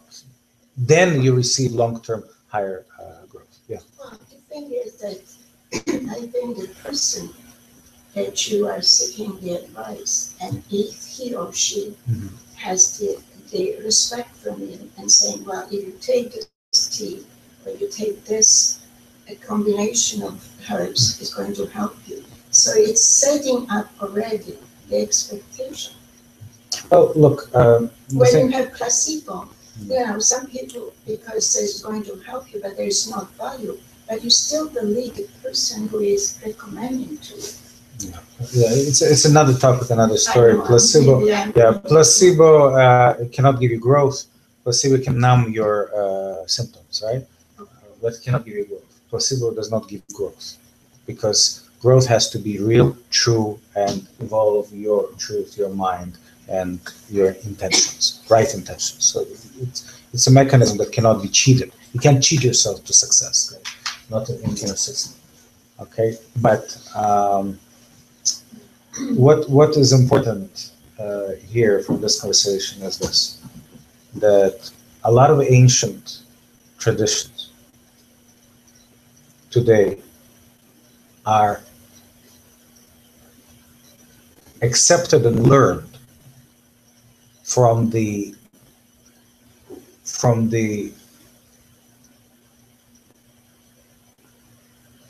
I guess progression of evolution of humanity today, which is instant gratification, physical, external, and so forth. So even if you do look at ancient traditions, who at one point or another had all those elements in right place, those who may be applying them today have, when they've learned it, they have isolated those into small parts and now only applying some of it and not the whole. Even if the tradition is 100%, most of them are 100% right, 100% great, and come from the right place, come from the right intention, but the nature of our own being right now is limiting us from properly using it to the fullest. Just the nature of our own being, and the nature of the consumer as well. And I'm talking about consumer, because we consume it. The nature of the consumer, of what they want, limits the art itself. So the reliance on one end, and I'll say that and we're done, okay? On one end, we are trying to develop our uniqueness and individuality and to become present, and more influential in our own healing process. On the other hand, we'll lose the respect for those who bring the technique to us.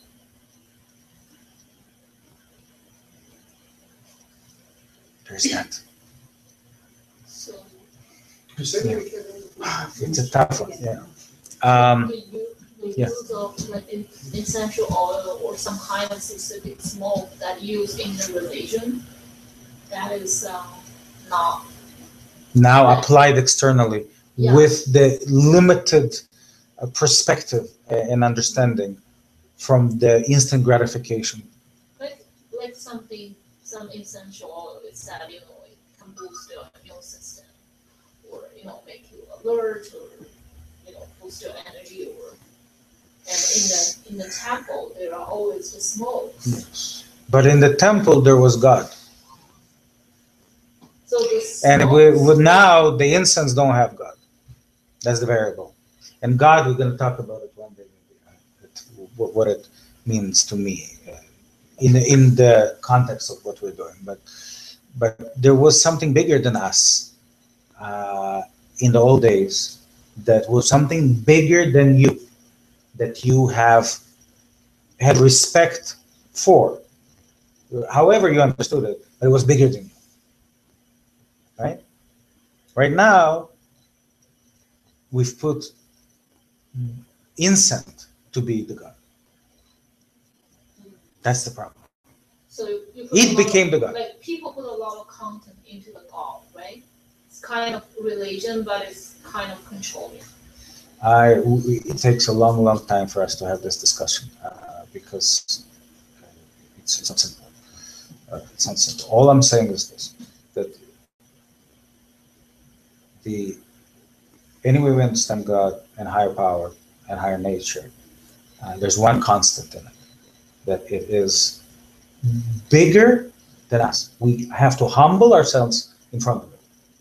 That's the constant. We have to be humble in front of it. We cannot fully understand it. We cannot fully control it. We don't want to control it, and we are humbled in its presence. It keeps us humble. Incense on their own do not keep us humble. They become a tool, or at most, at least we make them into our God. And making an incense something that is that can be defined and can be controlled and is clearly, nature, to make it into God, does not humble us. So something like, if you believe in God, you can go to heaven. If you don't, you go to hell. Something like That's that. not that. No. All I've said is, don't take me out of context. Don't add anything to what I said. All I said is that the concept of God, or higher power, or nature, whatever it is that we use the word, that concept, the most common denominator to it is that it allows us to be humble. Being humble is the initial remedy for growth and healing. In all traditions, from any place, that is the common denominator. The way we use remedies today miss the most powerful element of any tradition, of any ritual, miss the element of being humble. In which case, it's a temporary relief at most. Temporary relief. That's all. It works. That's the good thing about it, that it works, and the bad thing about it, that it works. Why is it bad that it works? Because then we continue doing that and we never find our true self. It's a good thing that works because it helps. So if you can make it work and still continue growing, perfect marriage. But if it works and then you stop yourself from growing, you don't find those humble moments, then it actually becomes, a blessing in disguise, like this. You know what a blessing in disguise is? Yes, same like that. That it's actually, it looks like a blessing, but it's actually goes against it. Okay? So it's very, very, we have to, every remedy, everything that we take, we have to take it, recognizing that there's also, that is for survival, that is for the need of this moment, not to. But how many people who take a pill for pain will continue having exactly the same intention and seeking the bigger solution if they're not in pain anymore? How many people today? Think about that. So we have to be very, yeah? Should I just think, I don't know why, but Yes. when you were saying about God and this, Yes. what brought to me is from the Bible. Yes. When Jesus was born, Yes. and the three kings came. Yes. What really always surprised me was one brought gold, one brought frankincense, and one brought myrrh. Okay. It just kind of struck me that when you were saying so. The only thing is that when we're quoting the Bible, I would have to, first of all, look at it, what's really written there in its language. And second, what I would also be careful is, because those are symbolic representations.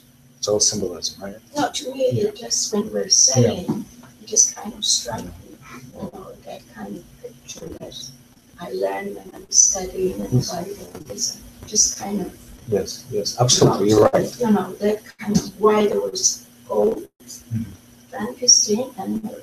And apparently what I read, that this was like most expensive gift that the kings or the astrologers brought to baby Jesus. I mean, this is what I read. Anyways, it's not, I gotta be very careful. It's not a religious class, this is not a religion. And I gotta kind of stay away from those, because that's not what we're doing. We're working with the truth of the moment, we're working with our body, we're working with our mind, we're working with, religious context and ancient rituals are all inspirations that we can find in them of how to work with ourselves. And that to me is where it is. Okay? So thank you so much for today. It was amazing, and you will all receive two things. If you are new to this class, we have to make a time for us to meet privately as soon as possible, so we can get the Lifeline Karma for you. So we have this Friday there's some time, and this Sunday there's some time. So we can do it through email, or if you don't do it through email, we can do it right now, personally. Okay. So we can, if you have time this week, I recommend to do it as soon as possible. So we can do it Friday or Sunday. And other than that, you will receive a schedule for the next coming few months, where you'll know exactly when we're coming here. If you are not in the city, it is still live online. And even our appointments, the future appointments that we'll set, if you're not here, we will set them over the phone or Skype. Equally powerful. Okay? Thank you. Yes. When we're re-listening, Yes. you said you would send this, and Yes. we're listening to it. Yes. Do we have to be in a meditative state, or do we have it like on as far as like it's on, but maybe for 3 hours, maybe a little bit it's in the background, you can say? Yes. Well, Can you have it that way? Yeah, or you okay. have to be sitting, okay. listening to the body as a Well, sacred space? the best way, when we take the meditation itself, right? The meditation, when we had inner keys, meditation, and so forth. It would be great for you to do the meditation, the way you do it, right? When we're doing when you're just listening to the lecture, you can do it in two ways. One way is just to listen for the content. Another way is to literally sit, and as you're listening to the content, listen to your body. Then you'll get even higher benefit. but there's two ways of doing it. So this is what they call oral tradition. Oral tradition is not just oral in here. Oral means that be in the presence of and experiential. Because what I'm saying and what you're hearing and what you're sensing, they're not the same things. So you just add layers of benefit.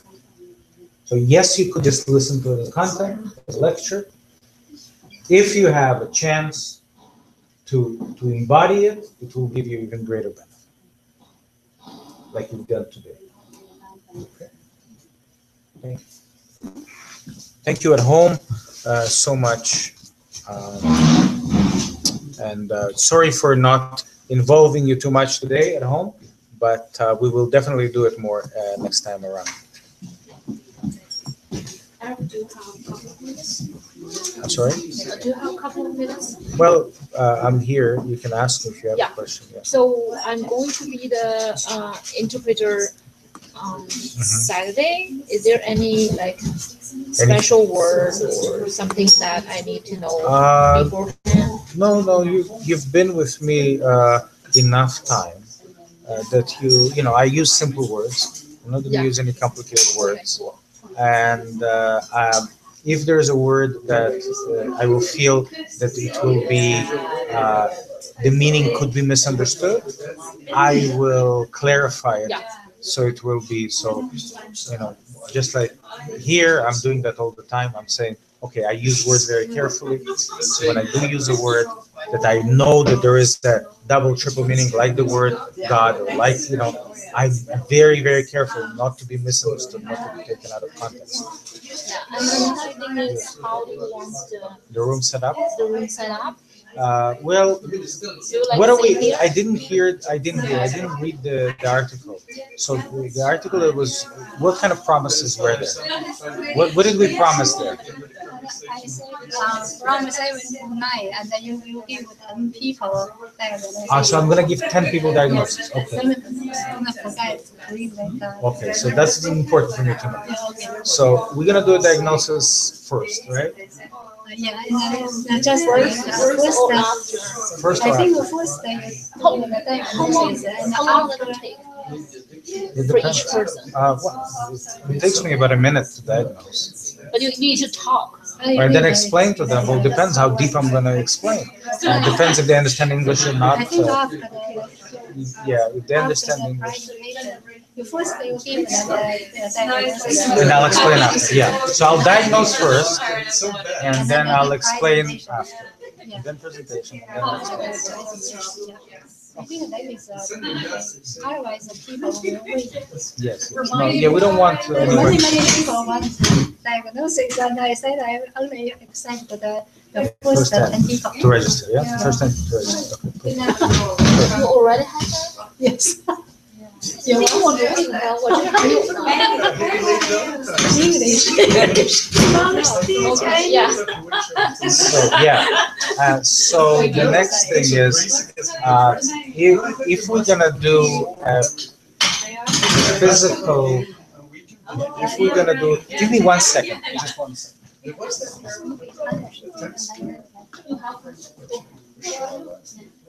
Just 2 things. I forgot that there is a second. What I recommend for Mostly mandatory as well, because this variety is legislative. Nobody feel like. Nice to see you. Yes. Yeah. It's all layered. That's what I thought.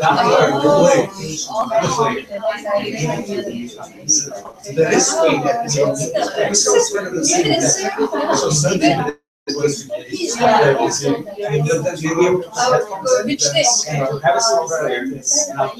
This Saturday? I'll get it. Oh, okay. Would you like us to come? I'll tell you how much. That's probably not gonna be expensive. If you're So, okay, we'll talk, we'll make 6 You may. Wow, the type of thing.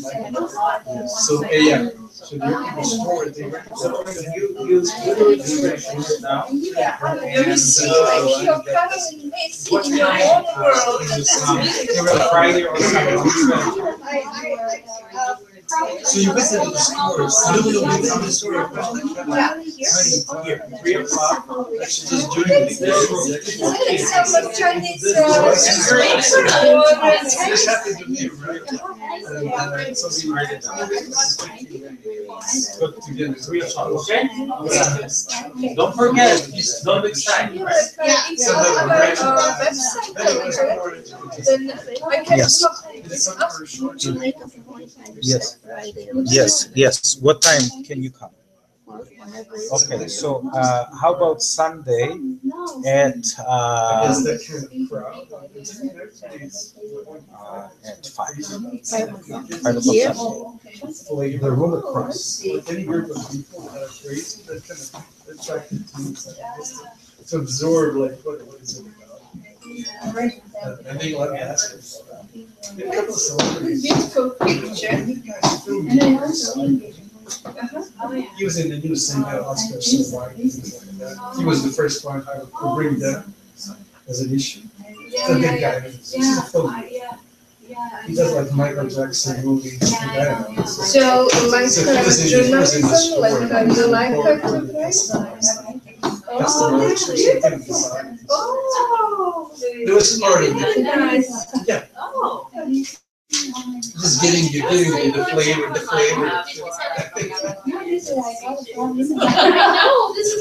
It's like that.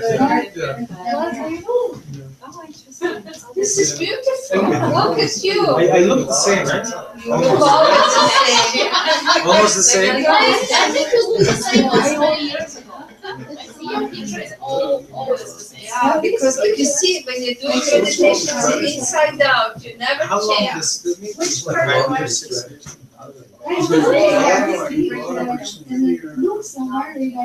Not long, it's kind of short. Short. Yeah, but It is it's nice. totally different. You have So can I give you the my email and you can forward this to me? Okay, so if you send it in, I don't know the room, what does it look like? The room is long? the room is big, and there is a stage here, like a big, like a stage here, and there is like stages. It's kind of like a party room, and So it's square? it's The room is square? square. It's square. It's I think it should be around like 2 sides of one. I think the best is to literally put it in a circle. But it's gonna be a big So it could be, So I may not want to be at the stage, I may want to be maybe in down. the middle, right? Nothing's changed. So So it doesn't feel like I'm above anybody. yeah, it kind of streams. If I'm gonna be at the stage above, and people will be sitting in a circle, it won't work. Yeah, for the tree. Separation. Yeah. But if I'm down, then I can come closer, further. Yeah, so it's really What is the name? What's the name of this? because not enough reasons for that reason. Don't realize. And you Can you use write it. down so I can? Well, I need a chair. Is it your I application? need a chair, and I don't know if there's a little table to put things on. Yeah, we can absolutely do it if you want. Yeah. Yeah, because if you say I need to sit, I cannot stand it, and say that doesn't feel so. Yeah, no, I'm saying the stage is is not. Probably, I'm thinking the stage will not be good if we are having half a circle. If we're having Yeah, regular seats, the stage is good. Yeah, and then, come into This like is the website. middle of the. That's Karma Secret of, that's his, yeah. Yeah, so I do it. Do you need a mic? I don't know how big the room is. So My voice is strong. It's gonna be like 50 people. No, I may not need a mic. No, but there's a camera. There's going to be a mic like this, right? There's gonna be a camera. So Yeah, I'm they're gonna gonna put the camera. put the mic. Okay, then I don't need a mic. Yeah, and another thing I wanna confirm with you is, we're gonna do Yeah. are you busy? No, I was told that I forgot to turn off. Thank you, Jen. I forgot to turn off the. If I'm not on the camera, I was said maybe you want to turn it off. Okay, I'm gonna turn it off. Yes. Where is it? Just give me a second. Thank you, guys at home. I know I forgot that we are on. Okay, done. Bye.